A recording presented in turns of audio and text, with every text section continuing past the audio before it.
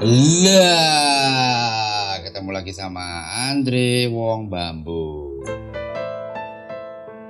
Kali ini saya mau berbagi kisah tentang seorang pianis klasik jalanan.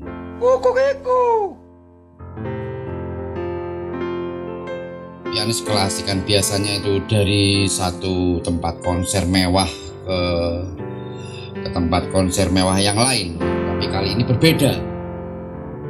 Namanya Colin Huggins. Dia satu-satunya pemain atau pengamen jalanan yang setiap hari mendorong baby grand seberat 408 kg sejauh 2 km menuju tempat ngamennya di Washington Square Park. Yang namanya piano grand ya pasti mahal lah ya. Apalagi yang dia bawa itu sejenis Steinway & Son tahun 1959. Harganya itu sekitar 400 jutaan lah ya, 450 juta lah ya. Nah, di Indonesia itu belum ada orang yang kayak gini, pengamen kayak gini ini belum ada. Oh ada sih, yang model dorong-dorong gini nih ada, tiap pagi lewat depan rumah saya. Tapi yang dorong bukan piano, itu gerobak cakwe, karena dia jualan cakwe ya.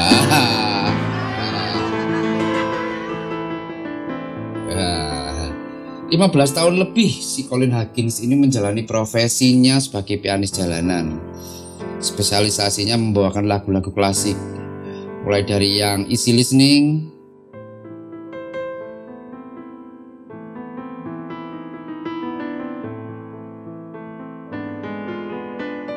sampai yang rumit.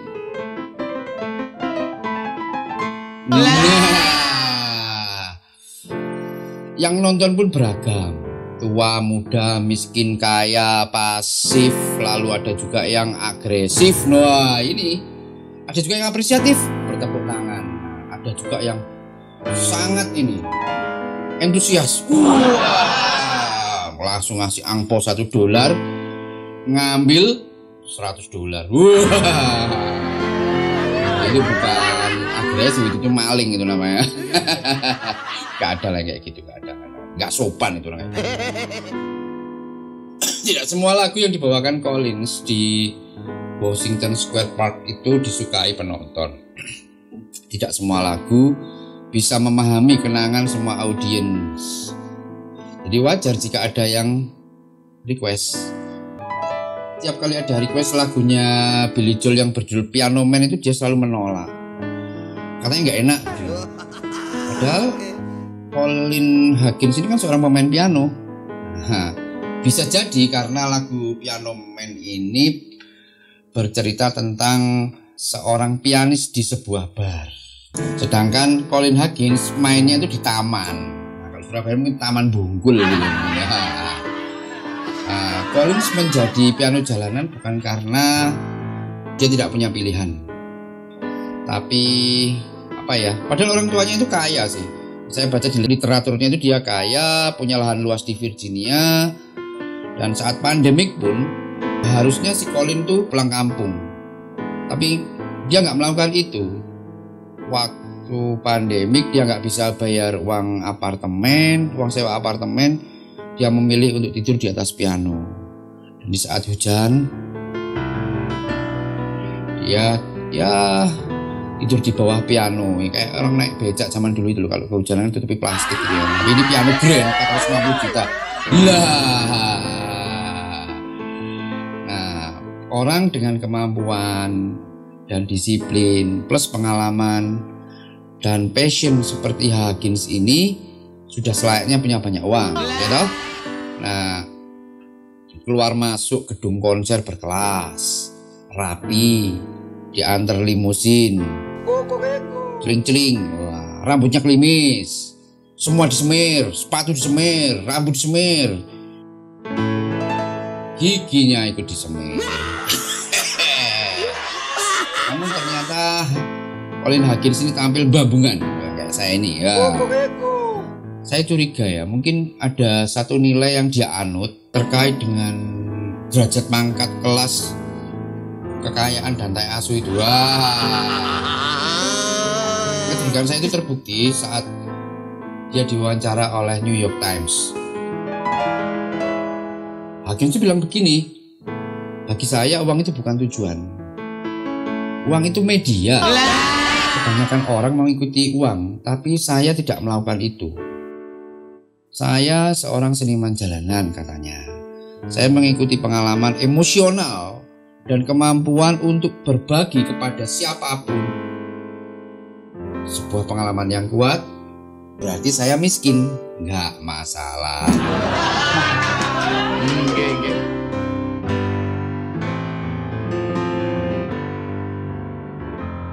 Sebagai individu, dia termasuk berkualitas karena apa yang dia ucapkan itu dia buktikan. Susah senang hingga kedinginan dia jalani sendirian.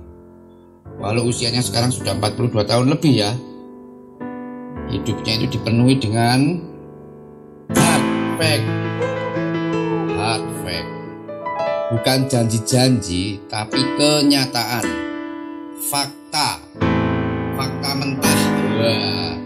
Daily life-nya dibuka untuk siapa saja. This is me. Nah, kayak begitu kurang lebih.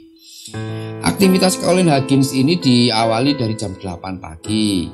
Dia sudah standby di Washington Square Park. Mulai dari mengelap satu persatu tuts pianonya hingga melakukan senam jari. Tak lupa dia menyiapkan ember kecil buat orang yang mau nyawer di sana. Nah, kayak tadi yang ember $1, ngambil seember-embernya. Wow itu. Dalam seminggu Collins tampil 2 hingga 3 kali saja. Selebihnya dia pakai untuk latihan dan untuk job-job lain. Durasi show-nya di Washington Square ya cukup panjang sih. Dari jam 8 pagi sampai jam 8 malam. Loh, bayangin.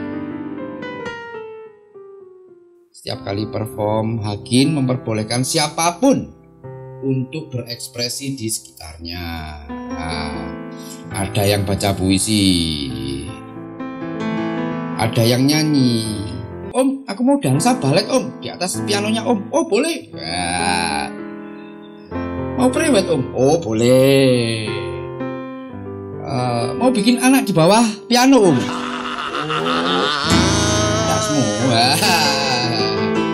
Om, aku mau setrika baju sama nyimpen baju kotor di pianonya om. Wah, terakhir yang paling gua adalah yang ini. Om, piano tak bawa pulang ya. Waduh, itu wis rusak.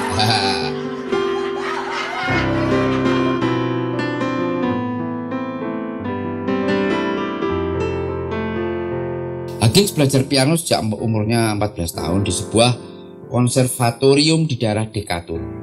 Dia belajar di sana kurang lebih selama 4 tahun. Dia belajar karena dia suka, bukan karena dipaksa, bukan pula karena iming-iming kekayaan, derajat, pangkat, dan tai asu itu tadi. Nah, motivasi inilah yang membuat dia itu fokus. Menurut saya, ya kayak gini nih yang disebut sebagai passion. Jadi gak cuma diambil senengnya aja. Lalu kalau udah sulit, bosen. Alasannya bosen lah. Lalu bikin alasan untuk menghindar. Nah, si Colin Huggins cukup fokus membahagiakan sesama sekaligus memanusiakan manusia. Nah, ini yang susah. Kemanusiaan yang adil dan beradab. Ya. Di mana letak adabnya? Ya di sini.